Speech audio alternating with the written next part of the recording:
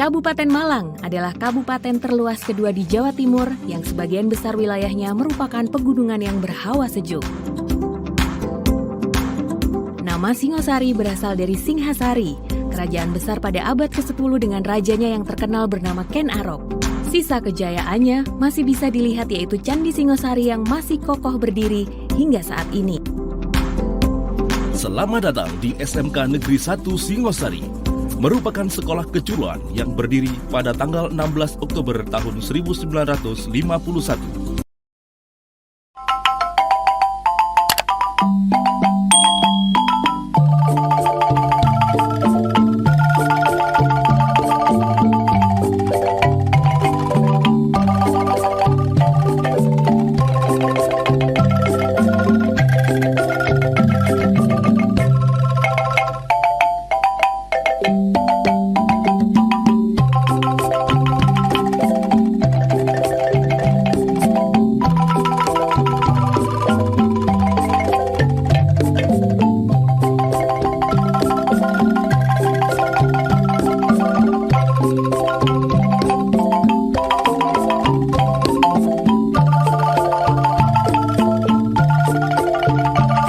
Pak, Oke. lanjutkan. Kan kalau kemarin itu baru sisi sebelah kanan, Pak. Ya, sebelah kirinya nanti dia miri, Pak. Oh gitu.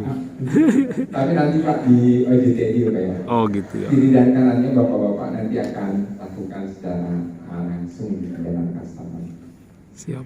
Oke, baik Pak. Untuk pagi hari ini kita akan lanjutkan untuk materi kita di hari kelima ya Pak. Nanti akan disampaikan ada dua sesi. Yang pertama itu adalah sesi terkait dari Kaizen. Lalu yang kedua, di sesi kedua nanti implementasi untuk kurikulum GP oleh Bapak Muhammad Adam. Tapi sebelum kita mulai, marilah kita berdoa terlebih dahulu. Dan mungkin izin kepada Bapak Ketua kelas ya, Pak Agus bisa memimpin doa dan juga biaya kita pagi hari ini. Pada Pak Agus kami persilakan. Baik, terima kasih. Baik, marilah kita katakan semuanya pada doa ini. Kita berdoa dulu, mudah-mudahan dengan hari ini ada kami manfaat. Berdoa kita gambar dan masing-masing berdoa dimulai.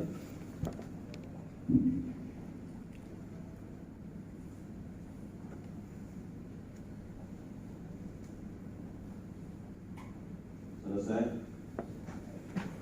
Silakan berdiri teman-teman semuanya. Semangat ya teman-teman. Ayo, SMK Bisa. Tim Jimmy. Bisa. SMK Tim Jimmy. Bisa, pasti bisa. Izin bagus ya sekali lagi Pak. Kalau tadi kayaknya nggak meruntuhkan sedikit, meruntuhkan yang banyak Pak. Ayo, semangat. SMK Bisa. Tim Jimmy. Bisa. SMK Tim Jimmy. Bisa, pasti bisa. Mantap.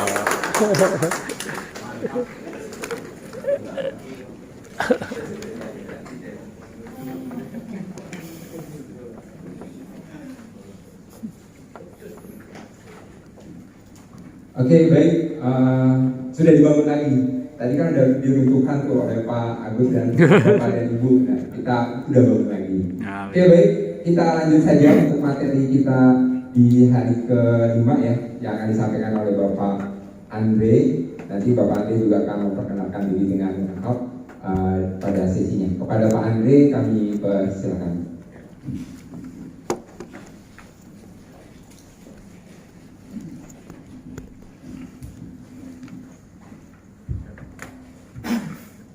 Ya, terima kasih Pak Ade. Selamat pagi, Bapak-bapak, Ibu semuanya. Sudah semangat tadi ya. Terima kasih Pak Agus sudah dibakar semangatnya pagi-pagi. Walaupun dingin sekali ya. Di ruangan ini saya juga merasa dingin, padahal sudah sarapan di hotel, tapi tetap aja dingin. Mungkin grogi kali ya menghadapi. Karena di batch pertama saya ikut dari awal. Nah di batch kedua ini cuma satu hari terakhir, jadi mungkin agak grogi nih ketemu bapak-bapak. Kalau ketemu, Bisa aja ya. Kalau yang ketemu bapak di belakang baju biru nggak grogi lagi. Yang baju coklat ini justru yang ngeri. Ya, tak kenal maka tak sayang. Mungkin saya izin memperkenalkan diri. Nama saya Andre Sijabat. Itu bukan orang Jawa. Di belakangnya Sijabat biasanya orang Sumatera Pak ya, orang Sumatera. Kemudian di antara tim Pak Ade, Pak Adam, Pak Kus, Pak Ade, ya saya yang paling junior Pak dibandingkan kalau senior saya. Sedikit cerita masuk ke TAM, jadi biar Bapak juga tahu. Saya masuk 2008, jadi kurang lebih 15 tahun ya, kalau tidak salah 15 tahun. Masuk di technical, dulu di technical. Di tepatnya di early detection, early resolution. Jadi dulu PIC atau model in charge untuk mobil NAS dan juga Camry. Terakhir Corolla. Jadi kalau ada problem sampai ke Toyota, tetap, nah itu biasanya kita ada timnya. Nah saya di bagian tim itu. RAS, Camry, Corolla. Kemudian pindah ke Kaizen. Waktu itu judulnya Fix It Right. Jadi ada program baru dari Toyota Jepang. Kaizen, nah, di area bengkel, pertama kali di area bengkel. Baru kalau Bapak Ibu tahu di TAM itu ada bengkel yang sekarang sudah tutup di Sunter dan Sudirman. Jadi dari teknikal saya pindah ke bengkel Sunter dulu sebagai Kaizen staff. Waktu itu masih baru ke bengkel Sudirman. Juga sudah tidak ada lagi bengkel sekarang. Habis itu balik lagi ke bengkel lagi tapi promosi. Habis itu ke parts dan administration, jadi sempat ngurusin spare part juga di operation kita. Baru ke Lexus operation untuk GR, kemudian jadi kepala bengkel, habis kepala bengkel GR, nah, promosi ke dapat tugas belajar di Jepang. Waktu itu di Jepang belajarnya business marketing untuk new model dan juga new model service dan juga BP. Jadi balik ke marketing, ngurusin produk. Kalau Bapak Ibu tahu seperti non oli lah ya, non oli ya bos apa namanya itu cairan-cairan itu. Kemudian terakhir habis marketing ke pendidikan, ketiga. Jadi saya juga belajar bagaimana menjadi seorang seseorang yang masuk ke dunia pendidikan itu ternyata tidak gampang ya Pak. Buat saya sangat tidak gampang. Ya, saya dari marketing masuk ke pendidikan itu kayak gimana ya, susah gitu.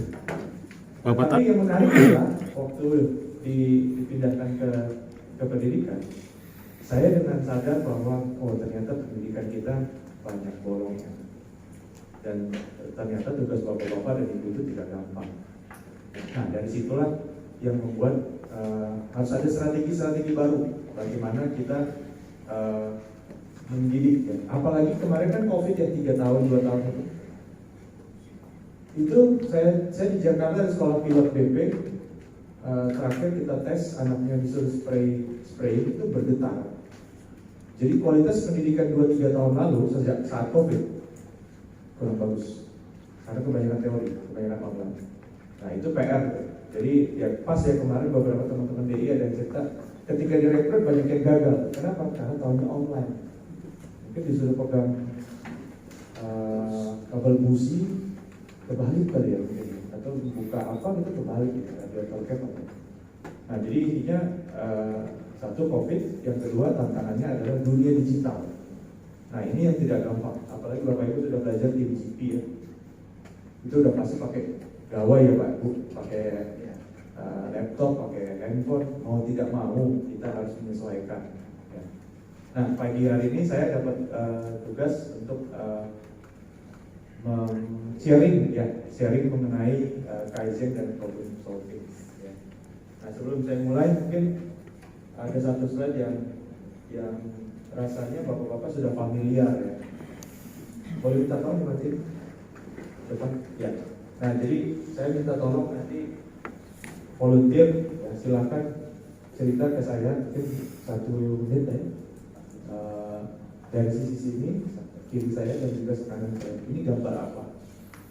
Injil Stek. Kenapa bisa seperti ini? Ya. Mungkin saya mulai dari sisi sebelah sana, sisinya Pak Agus. Silakan, siapa yang mau menjelaskan? Sukarela saja Pak. Ya, silakan Pak. Silakan.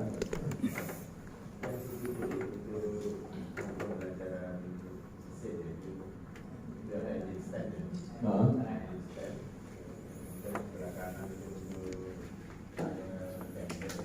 Oke.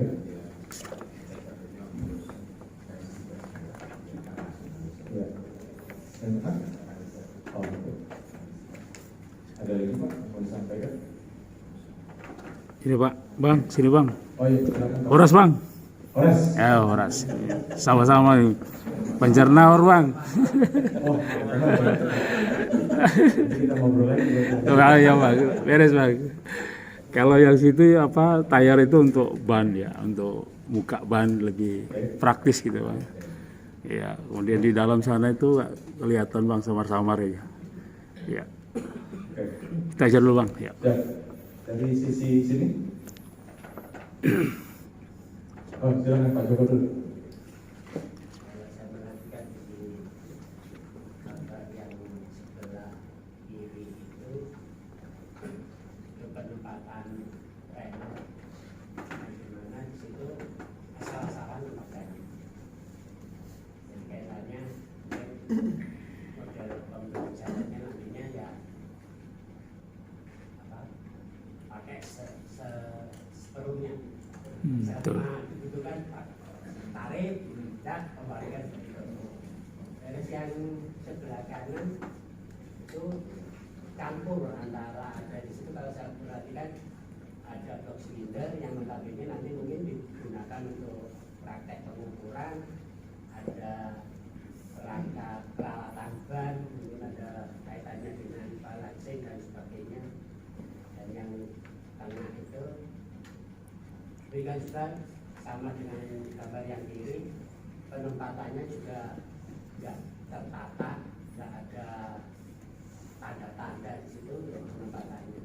Ya, betul. Terus juga di mana yang bawah ini juga demikian,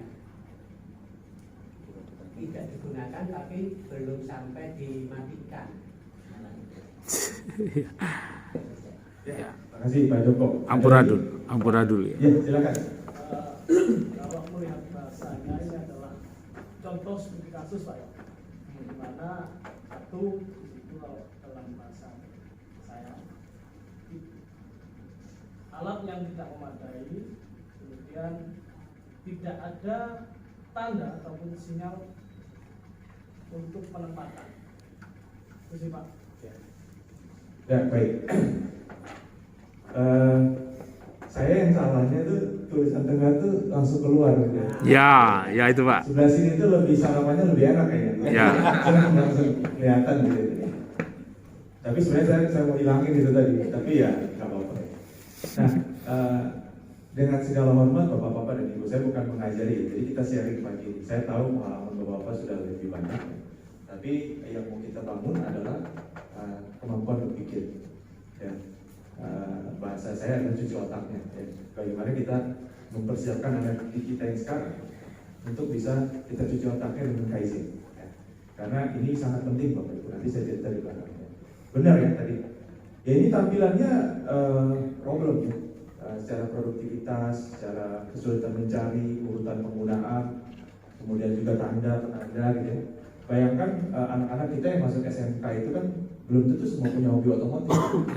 SD-nya mungkin membantu ibunya ngurus masak, jadi dia tahu laos, jahe, kencur, mungkin dia tahu. Tapi begitu masuk SMK melihat barang beginian nggak tahu. Nah kenapa masuk SMK? Ya rumahnya dekat, bapaknya montir segala macam. Tapi dia nggak suka. Ketemu dengan beginian, makin nggak suka. Jadi banyak hal yang di kelas 1 itu kita lupa. Kenapa? Karena kita menganggap semua orang, semua anak didik yang masuk SMK pasti punya jiwa otomotif yang kuat. Enggak lagi Pak sekarang. Dulu mungkin iya, kalau sekarang enggak lagi. Kemudian yang kedua, yang di kelas 2 pun sama. Di kelas 1 dia udah nemu seperti itu, seperti ini.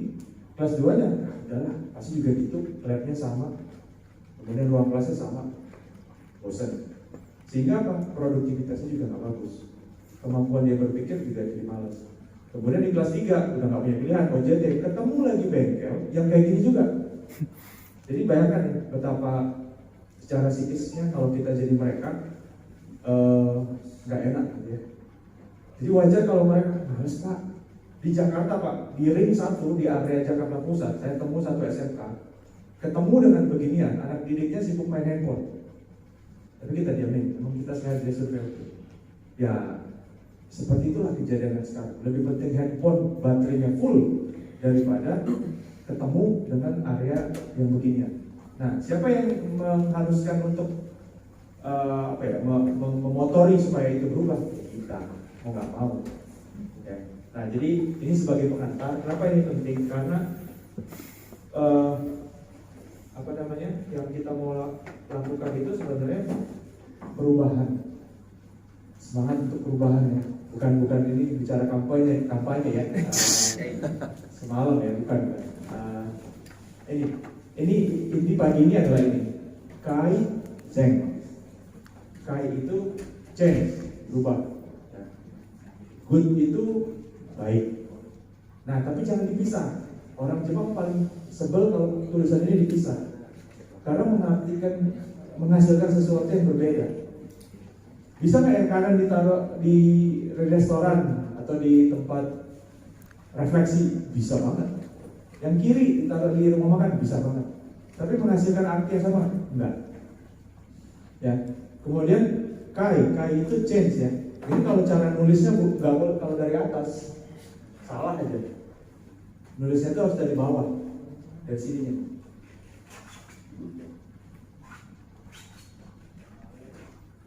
Karena perubahan itu nggak bisa langsung cepat sih, nggak bisa dari atas langsung. Ada loh filosofinya. Ya kalau di Jawa, di bahasa Jawa mungkin ada ya Pak, yang begini-begini, bangsa kata dan sebagai cara nulis. Jadi bukan lihat printingnya saja, tapi gerak nulisnya itu dari mana? Ya, begitu juga yang sana, yang good. Ya. Kalau ada kurang di bagian titiknya ini, atau mungkin cuma ininya saja, ini ada, nggak ada, gitu, atau kebalikannya, nggak bisa, nggak dibaca baik lagi. Ya, jangan dipisah. Ya. Jadi semangat untuk perubahan yang menjadi lebih baik. Saya bukan bermain ke salah satu partai, tapi faktanya inilah Kaizen. Tapi banyak orang atau teman-teman kita sendiri bahkan esensinya itu belum dapat.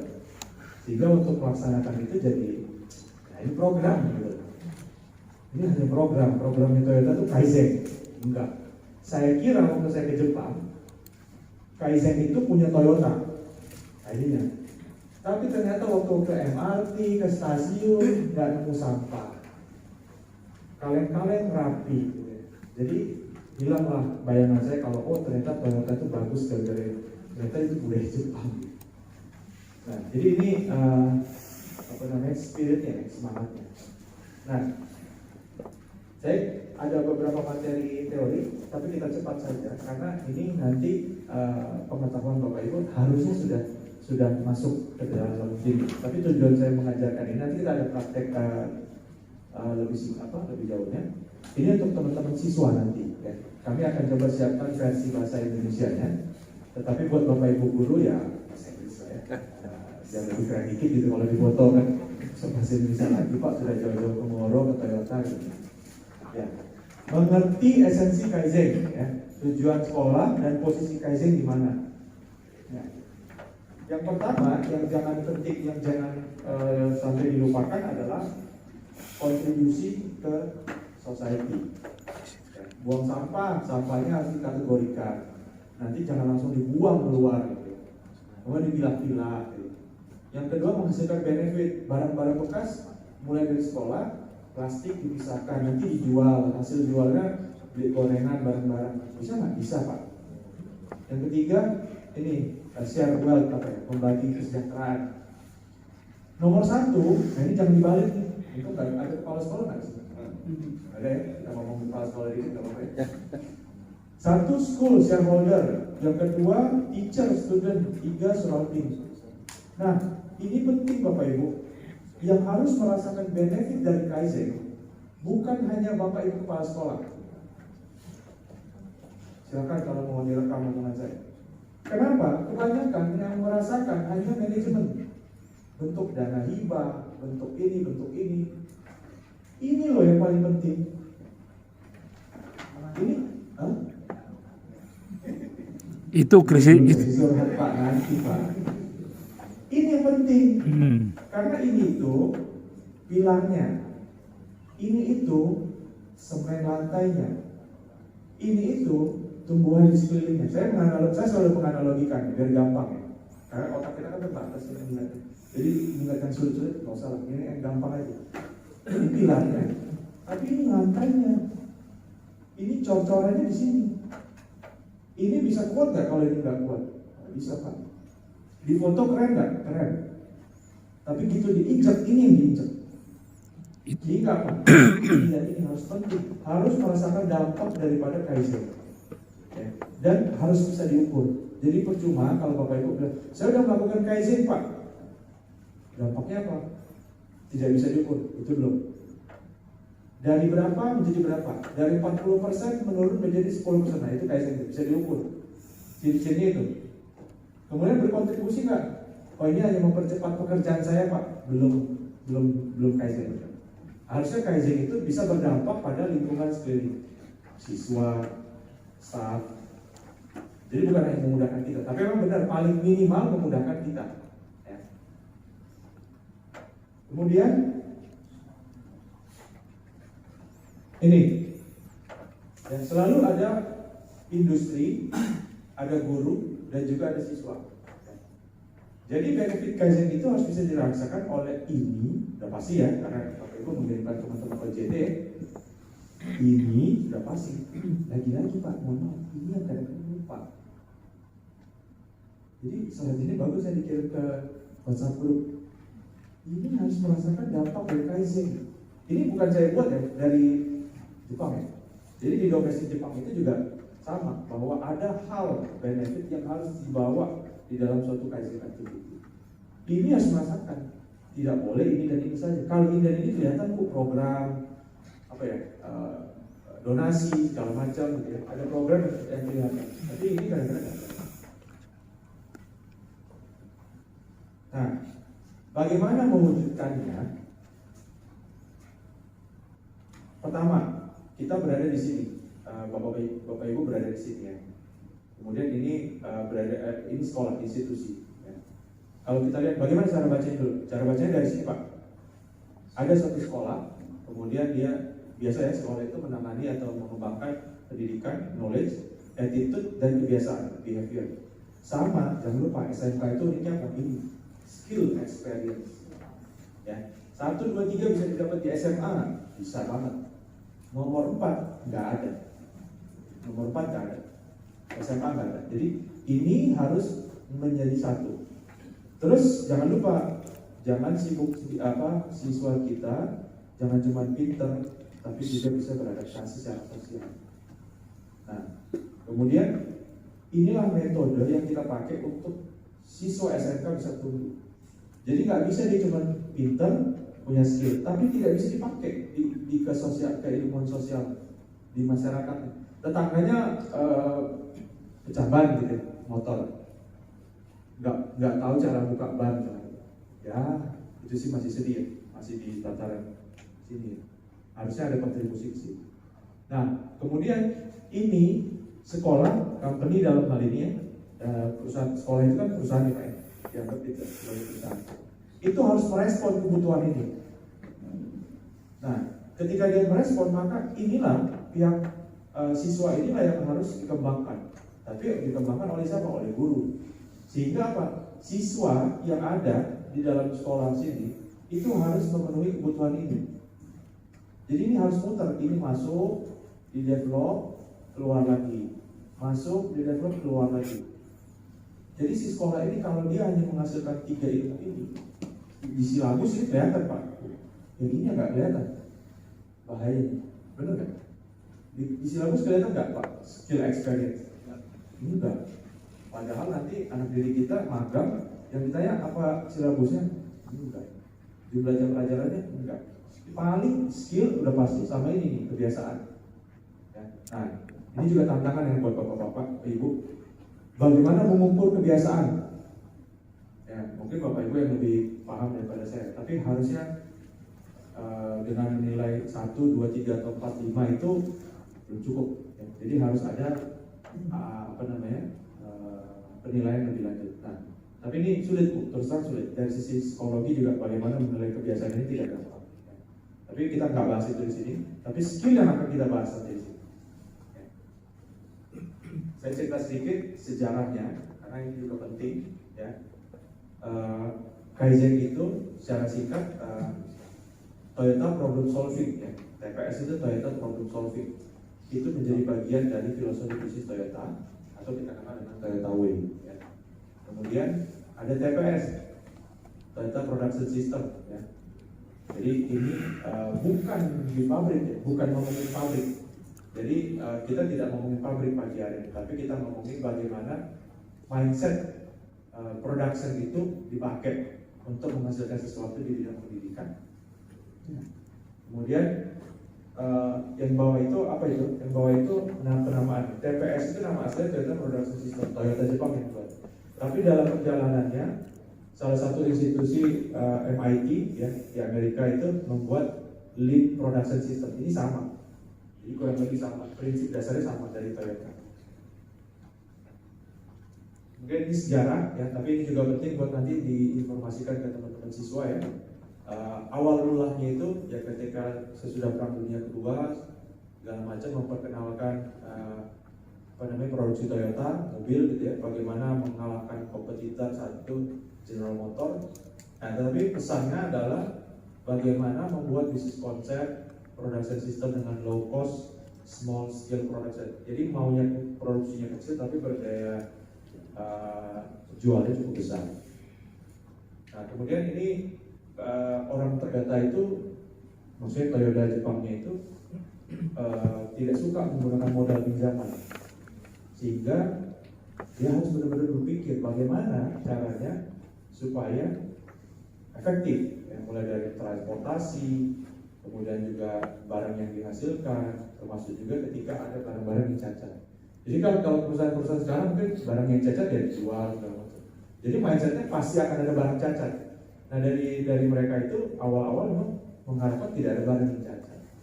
Jadi semangatnya dulu memang, walaupun ada barang cacat ada pasti ada. Tapi ini dijadikan sebagai satu semangat. Ya, itu. Kemudian masuk lebih detail lagi, ini adalah ketika Bapak Ibu nanti berhadapan dengan project gitu ya, atau mungkin proyek untuk menaikkan golongan segala macam. Pasti kan cost profit ya dari sisi sekarang itu. Nah, tetapi saya nggak bahas cost profitnya, tapi inilah 7 muda itu kerugian. Jadi ini adalah jenis-jenis rugi yang biasa ditangani oleh Toyota ya, yang ada di dalam skala kerjanya Toyota. Jadi pertama overproduksi, menunggu transportasi, overproses di sisi spare part, inventory movement, dan juga cacat produksi. Nah, poinnya apa? Ketika ada kesalahan, otomatis akan ada cost yang besar yang bertambah di situ. Simpelnya gitu. Ya. Jadi capacity atau effort yang digunakan itu adalah pekerjaan ditambah harus mengulang lagi. Jadi kan nggak mau ya kita ngulang gitu ya. Sudah ngajar sampai halaman 10, tiba-tiba mati lampu, selanjutnya berganti lagi ke halaman 1. Kan itu tidak efektif ya. Kemudian ini juga sama ya, ini masalah efisiensi. Saya nggak mau terlalu dalam, kenapa? Karena Bapak Ibu sudah pasti tahu juga sama ya. Ini adalah sesuatu yang bisa digunakan juga buat teman-teman di pelajaran ya. Contoh misalnya, seminggu Bapak Ibu mengajar misalnya TKR jurusan apa ya, yang paling sulit apa Pak? Pak Karteno apa yang paling sulit pelajaran buat Bapak ngajar? Hidrolik misalnya seminggu berapa jam hidrolik? 4 jam Pak, 4 jam sampai 2 jam. Cukup? Belum cukup, pengennya berapa jam? 8 jam. Nah, 4 jam. Berarti cukup dong kalau 4 jam. Cukup sebenarnya. Misalnya 8 jam gitu ya, 4 ke 8 berarti gapnya 4 Pak ya. Nah, kalau kita ngomong ke kepala sekolah tuh, Pak saya pengen pelajaran saya ditambah 8 jam. Alasannya apa? Gini. Ujung-ujungnya pasti kan efisiensi. Dia akan pengennya kalau 4 jam bisa, muridnya sudah pintar, kenapa harus 8 jam? Nah itu bicara ini, efisiensi. Tapi kadang-kadang di dalam pengajaran kita tidak memperhitungkan mudah. Apa itu mudah? Tadi di slide pertama itu barang-barang tabrakan semua, tumpuk gitu ya. Sadar nggak sadar ada waktu 30 menit sampai 45 menit satu SKS untuk beresin itu toh. Ya Bu ya. Apalagi kalau gurunya ibu-ibu pasti kan biasa lihat susunan jeruk nipis, bumbu-bumbu rapi gitu ya. Ketemu yang begituan, beresin dulu baru kita mulai belajar. Lagi. Itu mudah nggak? Mudah itu. Mudahnya mana? Mudahnya yang tadi Bu. Apa? Mulai dari pergerakan. Mas balikin dulu mas ke sana. Ini tolong dirapiin dulu. Pengantarannya. Belum lagi tiba-tiba jatuh, kena kakinya. Gitu ya. Dan semua mudah ini ada resiko Pak. Ada resiko. Ini nggak ada tulisannya di slide ini. Tapi ada resiko. Paling gampangnya resiko ya telat. Mulainya guru yang lain sudah sebel duluan bilang kita lama banget ini. Sudah selesai prakteknya dan ya, resiko kecelakaan dan sebagainya. Nah, sampai sana tadi ada yang mau ditanyakan Pak?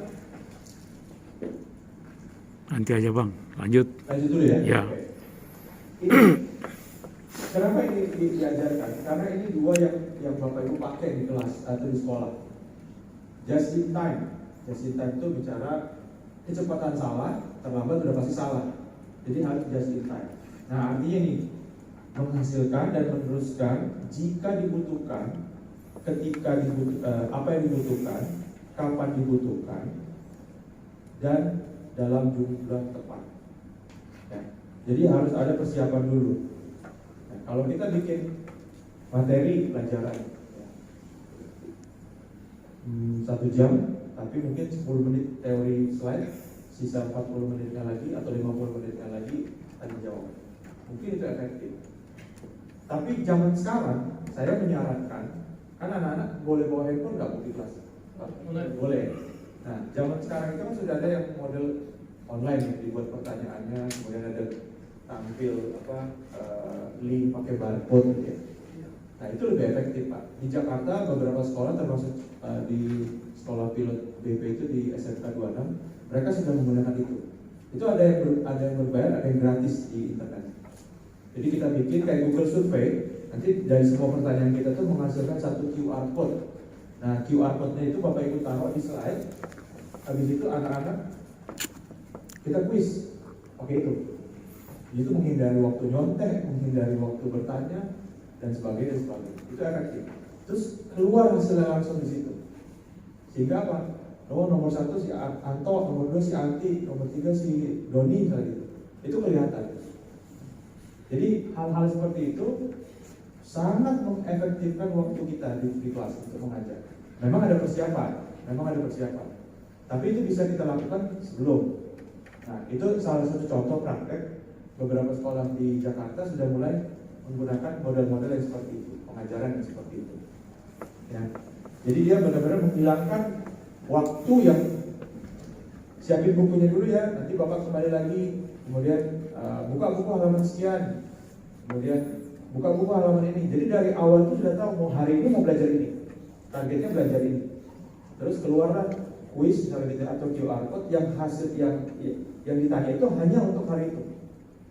Ya. Itu efektif.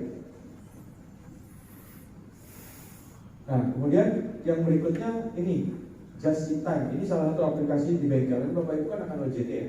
Nanti akan lihat pemandangan seperti ini. Ya. Di beberapa bengkel yang penuh, nanti coba diamati. Ya, ketika diamati itu mobil yang bergerak yang mana. Jadi stuck mobilnya. Di bengkel-bengkel kereta yang terutama yang di kota besar di Surabaya pasti akan ada yang seperti itu. Nah, bagaimana mereka mengantisipasinya? Nah, harusnya mereka ada satu pendorong ya, pendorong maksudnya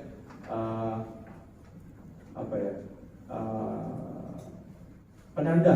Jadi di atasnya itu nanti ada penanda mobil ini masuk jam berapa, dikerjakannya kapan, sehingga apa, mobilnya bisa didorong duluan yang nggak efektif, yang tidak sesuai dengan jadwal itu akan dikeluarkan duluan dari slot parkir.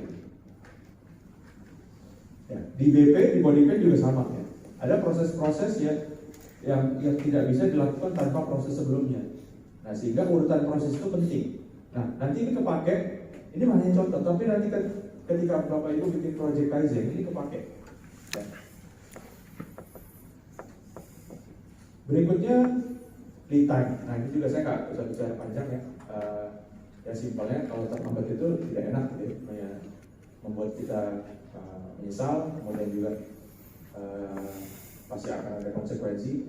Tapi ini mengajar produksi nih ya, ini produksi. Tapi ketika kita mengajar ya, ada dua hal yang kadang-kadang sadar nggak sadar.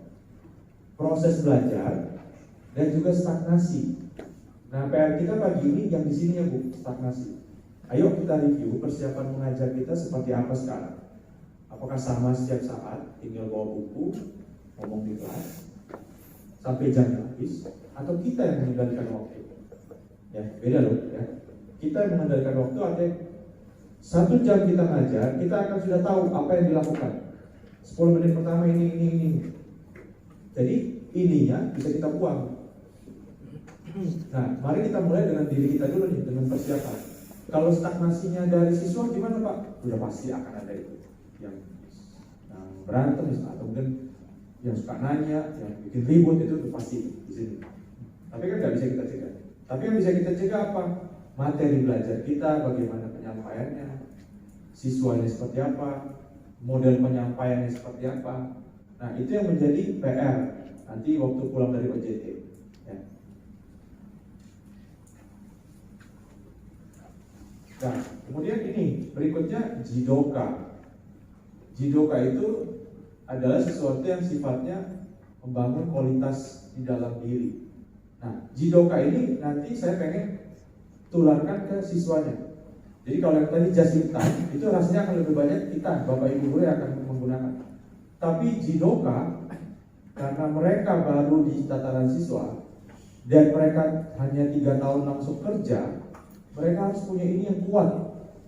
Karena waktu mereka di interview, mereka ngomong bisa begini, tapi ketika di tes praktek gagal, ya karena nggak tahu secara penggunaannya. Ya. Nah, apa itu Jidoka? Yang paling gampang aturannya apa, SOP-nya apa? Nah, itu dulu. Selama mengajar, waktu kita ngajar di kelas nggak ada aturan, nggak ada SOP, ada yang salah. Termasuk ketika praktek ya, nggak ada lembar apa namanya? Job sheet.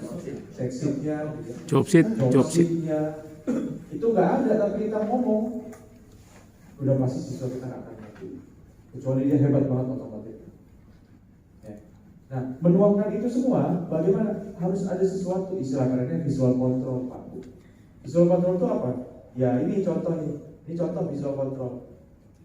Ini ada ilmu singkat di sini taruh, ini di sini dengan sesuatu yang menarik, ada gambar, ada warna. Jadi bukan hitam dan putih. Nah, itu yang menarik. Sehingga orang akan terpaksa melihat dengan sadar atau tidak sadar ada sesuatu yang mungkin 1, 2, 3 kamu baca, 4, 5, 6. Tapi kalau setiap hari dia melihat itu, pasti akan dilihat. Nah, di Jakarta juga sama. Di beberapa SMK, saya mulai minta buat poster-poster gede di kelas. Jadi poster yang mungkin pendidikan yang lebih ada gambarnya, misalnya apa ya? Kalau di GR itu apa Pak yang paling sulit sekarang? Hybrid misalnya gitu ya. Kemarin praktek hybrid kan? Iya. Pakai alat itu nggak? Sarung tangan. Pakai sarung tangan. Nah, bagus. Tempel nanti misalnya fotonya, foto sarung tangan yang bikin gambar yang menarik di kelas. Minta duit kepada Wakasek kurikulum atau sarana. telepon Pak Ade kalau nggak dikasih, nanti dikasih Pak Ade. Tempel, bikin poster-poster kecil di ruang kelas gitu. Setiap hari mereka akan lihat itu. Jadi nggak perlu Bapak buka slide, mereka lihat. Terus kalau ada yang iseng gitu atau nggak ngerti, mas maju baca. Udah ngerti, sudah balik kanan ngomong dong. Nah, itu di Jepang Pak. Itu seperti itu. Bukan menghukum, tapi mengajarkan bagaimana setiap hari dengan melihat sesuatu menjadi kebiasaan. Di kita belum Pak, belum sampai itu. Ada lah beberapa sekolah bagus ada. Bahkan ada yang slide-nya itu bukan, ini kan satu slide ya, di beberapa sekolah terkenal internasional di Jakarta itu slide-nya itu bukan yang gede satu, tapi yang kecil-kecil beberapa ditempel, memang sudah diarahkan di sekolahnya berganti-ganti visualisasi. Jadi enak banget guru yang tinggal ngajar pakai pencet-pencet itu keluar. Tapi mari kita mulai dengan yang nggak usah digital ya.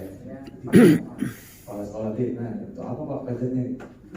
Tapi buat poster ini kan nggak mahal Pak. Ya. Dan prinsip saya umpan setengah matang. Ya, kalau teman-teman adik masih ingat, saya nggak pengen Bapak Ibu yang membuat dari nol. Buat setengah matang, idenya seperti apa? Kasih ke siswa. Ya. Suruh mereka, Mas tolong bantu buat, besok jadi 2 hari lagi jadi. Saya pengen gini.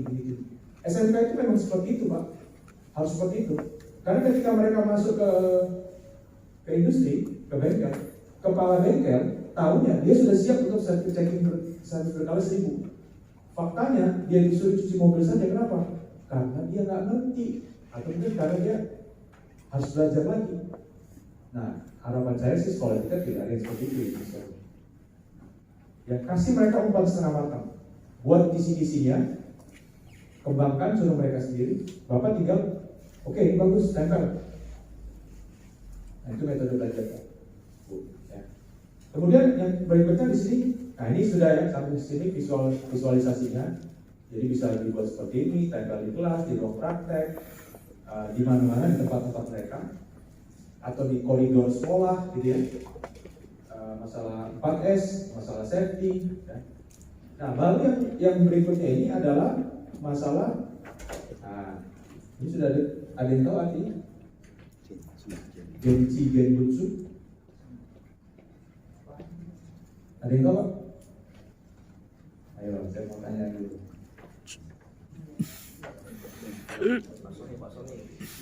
Pak Eko, arti Genchi Genbutsu itu? Ya nggak usah arti harafiah lah, yang mau tahu.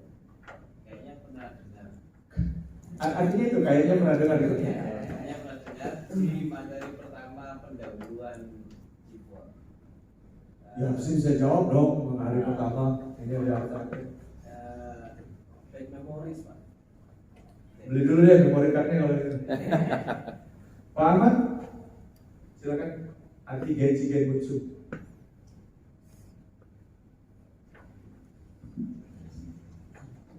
Friend, belum?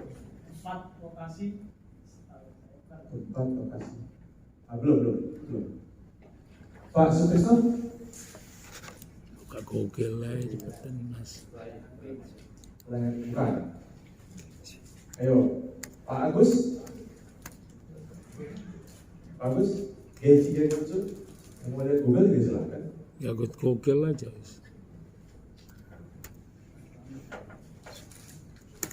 Saya Google ini Pak, pergi dan periksa langsung ke lokasi di mana sumber masalah. Itu. Google tadi. Pergi, kalau bahasa saya, pergi, lihat, rasakan. Berusukan Pak ya, Bang. Berusukan Bang. Observasi. Ya sama. Kan. Datang, lihat, rasakan. Kalau yang ada di Indonesia, mohon maaf ya sekali, di birokrasi kita, datang, lihat, Selesai. salam, pulang. Selesai Pak. Yang dilakukan oleh Toyota pada truk. Nah, betul. Dia turun nggak dari mobilnya? Turun. Dia buka nggak kapasinya? Buka. Itu banyak di YouTube banyak Pak gitu. Ya bukan membandingkan, tapi memang ini penting Pak. Bapak tahu hybrid hari ini karena Bapak megang kan. Dan nanti ke sekolah ada hybrid kan? Nggak ada lagi. Nah itu tugas kami untuk mengadakan itu dan berusaha untuk mengadakan itu. Biar Genchi Genbutsunya tetap jalan. Bapak ngajarin hybrid, kok nggak pernah lihat hybrid? Bohong, kebohongan besar.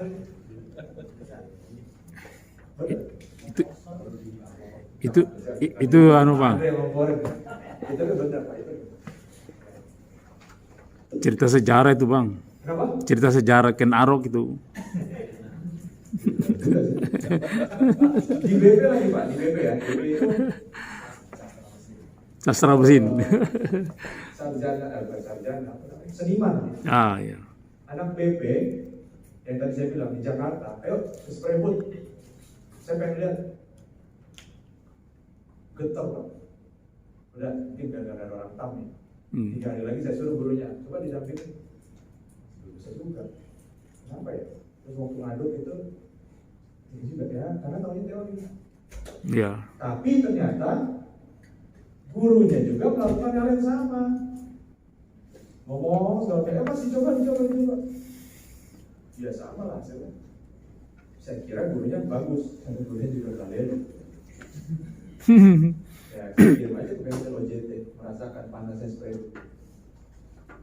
Ya maaf ya Pak, karena gimana pendidikan Indonesia kok bagus?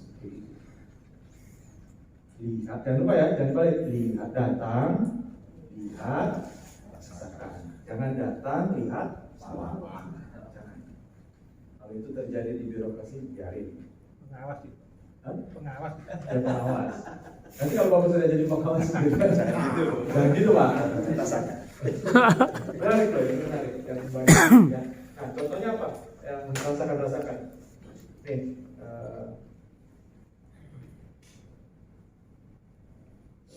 ya, di bengkel, Bapak OJT ya, ada hal beginian. Ya. Saya waktu ngajar kepala bengkel juga sama. Ada aksesoris beginian di bengkel mereka. Saya tanya kepala bengkelnya, itu cara baca gimana? Nah, itu awal-awal. Ada 2 macam kepala bengkel yang mengerti lapangan dan kepala bengkel yang tahunya bisnis. Maksudnya tahunya unit revenue segala macam. Ya. Nah, poinnya adalah yang tadi datang lihat dan rasakan genji genbutsu itu, dia harus tahu yang terjadi di bengkelnya dia. Berapa banyak unit yang ada di belakang tanpa harus melihat. Karena ini kan dari sini gambarnya. Dari sini baru dia ke belakang. Ya, jangan belakang menyesuaikan sini. Nangkap ya maksudnya? Kebalik Pak. Jangan balik ya. Ya. Karena bicaranya capacity. Ya. Di sekolah juga sama. Jangan dibalik, jangan suruh siswanya dulu mengerjakan sesuatu kalau kita nggak kasih contoh. Ya. Ya kejadian tadi kalau saya cerita di Jakarta itu di ketamnya bilangnya, wah seperti ini Pak susah bla bla bla bla bla. Ya udah, saya coba bapak ini gimana? Kita nyepray bareng. Ya sama. Bagaimana bisa terjadi seperti itu? Ya wajar. Ya. Kalau di siswa begini Bang, ada cerita ya Bang. Kalau saya ngajar kelas 1, saya itu berada di depan sekali. Kalau saya ngajar kelas 2, saya di tengah.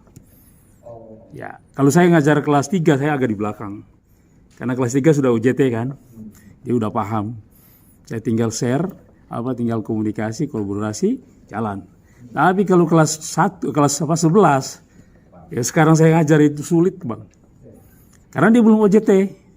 Dia nggak paham dan saya harus kasih contoh. Nah itu yang terjadi. Ya. Kalau kelas 10, nah itu sulit sekali. Harus guru senior yang ngajar. Kalau bukan guru senior, hancur anak-anak itu. Karena guru senior kan paham. Mau jadi apa dia paham. Nah, itu Bang, kira-kira seperti itu yang... Kalau kelas 4, Bapak tinggal salam keluar. Oh iya, selesai Bang.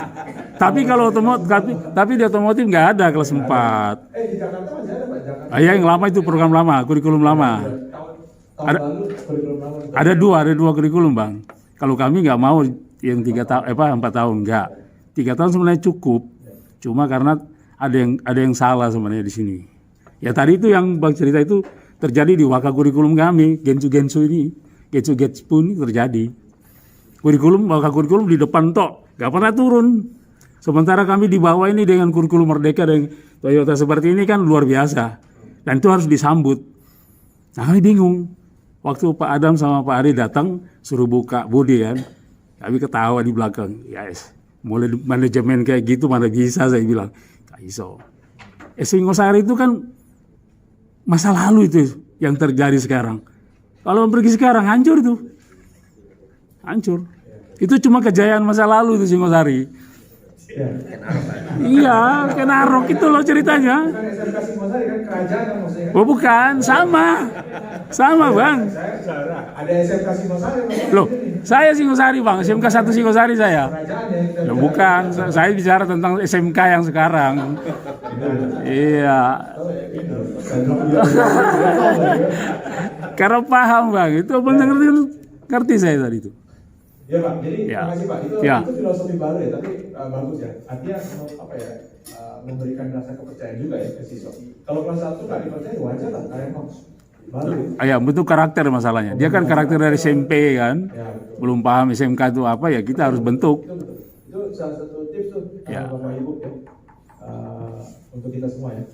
Nah, jadi kembali ke sini ya. Jadi tanpa tadi itu datang melihat bukan salah, datang melihat rasakan itu ya harus merasakan gitu loh. Jadi kepala sekolah Bapak Ibu juga harus tahu, walaupun ada rotasi segala macam, tahu Bapak Ibu ngajar apa segala macam gitu ya. Nah, kalau nggak ada visualisasi atau nggak ada sesuatu yang kita tunjukin ke mereka, mungkin mereka nggak tahu. Ya, nanti kita lihat di belakang lagi. Nah, ini juga pasti sudah tidak asing lagi ya. Saya nggak bahas di dalam di sini, tapi setiap pekerjaan pasti ada SOP. Ya, Nah, poinnya di sini adalah waktu nanti OJT, coba bandingkan SOP di bengkel dengan SOP di sekolah seperti apa. Pasti ada gap, betul. Nah, tapi tolong dibandingkan kenapa? Supaya kita bisa improve ya SOP kita. Setidaknya kita bisa bilang ke siswa kita, SOP yang ada di sekolah kita ini juga sama loh dengan bengkel sebelah, bengkel auto 2000 atau bengkel apa. Nah, itu akan membuat penyampaian materi belajarnya lebih menarik. Yang ini nggak usah saya bahas, tapi gini, kenapa ada slide ini? Ini buat Bapak Ibu ya. Tadi saya bilang just in time sama Jidoka ini tidak gampang untuk dipakai, tapi untuk Bapak Ibu sebenarnya ini bisa dipakai untuk mengukur suatu proses belajar. Tadi 1 jam setiap menitnya itu atau 10 menitnya ngapain? Apakah cuma pemberian tugas, ataukah ada evaluasi di situ, ataukah menggunakan metode baru yang QR code tadi? Nah, itu diukur di sini. Nah, nggak usah berpikir macam-macam. Tujuan di sini adalah Kaizen tadi menurunkan sesuatu beban kerja, udah pasti. Ya. Kemudian nanti waktu Kaizen, nanti di papernya itu Bapak Ibu akan diminta ukur sebelumnya gimana, selama prosesnya gimana, sesudahnya gimana. Nah, ini benar apa sih? Salah satunya cost. Biasa kan duit, jam, apalagi. Ya biasanya itu yang paling berdampak ya, duit, jam yang kelihatan di sekolah gitu ya. Nah, kemudian, ini kita bicara kepala sekolah lagi ya.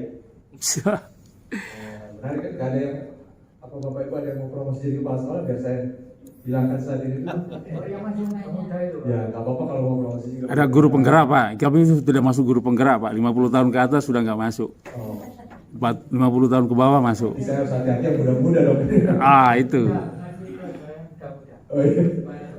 Jadi seperti Nah, tadi yang di belakang, yang tadi yang segitiga yang di awal itu, Kaizen itu bukan yang dilakukan oleh siswa dan guru ya, tapi oleh manajemen juga. Apa tugas mereka? Nah ini, mengawal bahwa kalau ada terjadi sesuatu itu dikenali. Mereka bukan tataran untuk menyelesaikan masalah, tapi mereka harus mengenali masalahnya. Ya, kayak misalnya kasus di negara kita lah ya, Jokowi sering tampil, tapi apakah Jokowi yang menyebutkan problem penyelesaian masalahnya? Enggak kan, menterinya dia.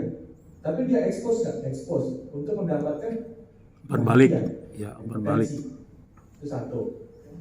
Ya. Yang kedua, memastikan possible. Artinya apa? Mereka itu sudah jadi kepala. Berarti harusnya pemikiran mereka pernah jadi guru, pernah jadi ini rotasi segala macam. Oh ini kayaknya nggak mungkin Pak, ini kayaknya mungkin Pak. Nah, tapi jangan marahin kalau mereka nggak punya data ya. Ya wajar tugas kepala sekolah kan memberikan perintah segala macam, tapi pakai apa yang menjadi feedback mereka itu sebagai sesuatu yang ada data pembanding nih buat Bapak. Versi Bapak bisa, versi Bapak kepala sekolah nggak bisa. Pernah nggak kejadian gitu? Nggak usah Pak, nggak usah dilakukan Pak, itu nggak berguna misalnya gitu. Tapi menurut Bapak berguna. Ya kemarin ya Pak Joko kita cerita waktu makan masalah spray itu Jadi beda-beda pemandangan orang, pemahaman kepala sekolah beda-beda. Nah kita lah, guru lah yang menjadi alarm di situ.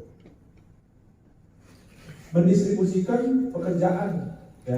Nah, jangan sampai kita ngerasa kita mau berkaizen nih di sekolah. Yaudah, Pak Joko ya yang melakukan semuanya. Nah, itu salah. Tapi Pak Joko silakan dibentuk tim, atau Pak Joko yang berinisiatif untuk Pak saya ngajuin tim misalnya. Saya nggak bisa menyelesaikan masalah sendirian. Nah itu yang benar. Karena nggak bisa kita kerjain semua itu oleh diri kita sendiri. Ya, kita kan ngajar mau berkaizen lagi. Nah tadi saya bilang prinsip saya umpan setengah matang. Kalau kepala sekolah tidak memberikan assessment, tidak memberikan pendamping, siapa yang kita pakai? Siswa. Kasih mereka umpan setengah matang tadi. Suruh mereka yang selesaikan, tapi Bapak yang buat konsepnya setengah matang. Nanti kembali lagi ke Bapak sebagai checker. Oke, ini jalan.